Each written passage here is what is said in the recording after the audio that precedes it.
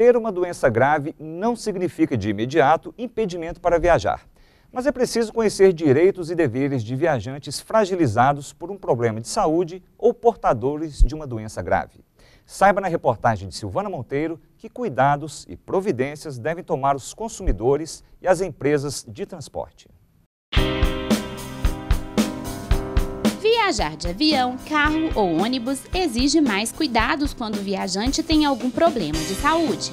O médico destaca a altitude como um agravante no caso de viagens aéreas. Existe uma diferença de pressão muito grande entre o nível do mar e o nível onde as aeronaves transitam, principalmente quando se faz viagens de mais de 8 horas de duração.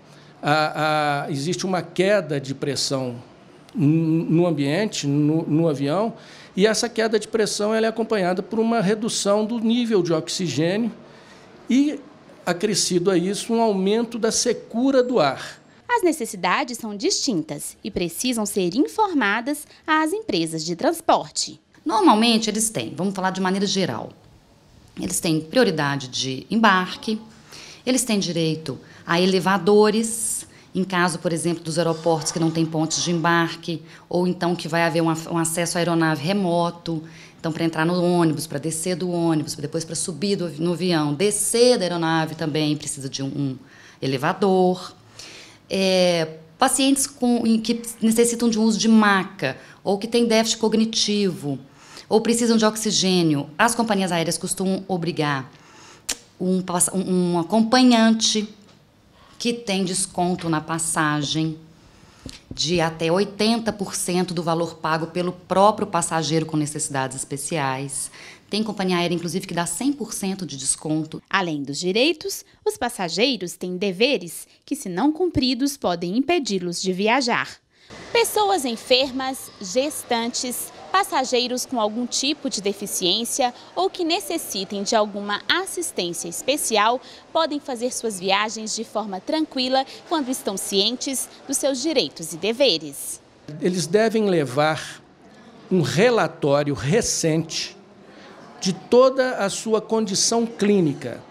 Se for uma doença grave, eles devem fazer um check-up antes das viagens longas e levar um relatório médico.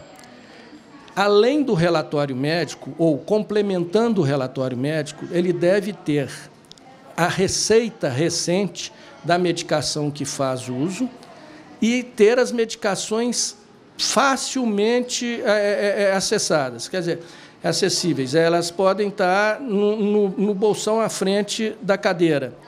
E avisar, se está viajando sozinho, avisar a tripulação que ele tem as medicações ali, que tem ali o relatório, que tem ali as receitas, ou então viajar com acompanhante, que é a melhor coisa que tem.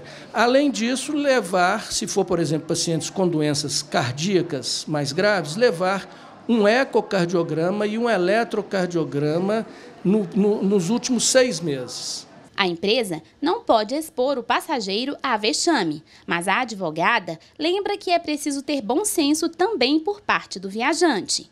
Então, há alguns casos que a gente vê na imprensa, de gente que foi impedido de viajar.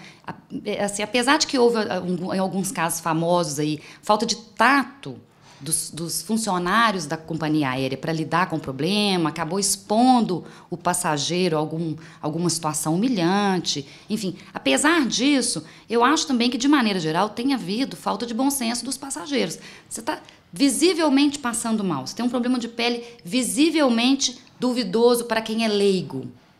É natural que a companhia aérea tenha receio de embarcar um paciente que transmita uma doença contagiosa aos demais passageiros e tripulantes. E, nesse caso, a legislação permite que a companhia aérea impeça o transporte, a não ser que haja expressa autorização médica. Vacinas específicas também são importantes em alguns casos. Mas ele deve estar com seu cartão de vacinação em dia e ver as doenças que são possíveis de serem adquiridas em algum outro lugar no país ou em alguns estados aqui, por exemplo, estados do norte, a gente tem algumas doenças que podem ser transmitidas e a gente deve estar com a vacina absolutamente em dia.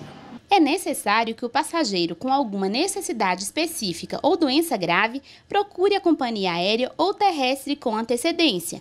Se for o caso de uma viagem para um país muito diferente, o consulado deve ser consultado para obter informações sobre vacinas indicadas.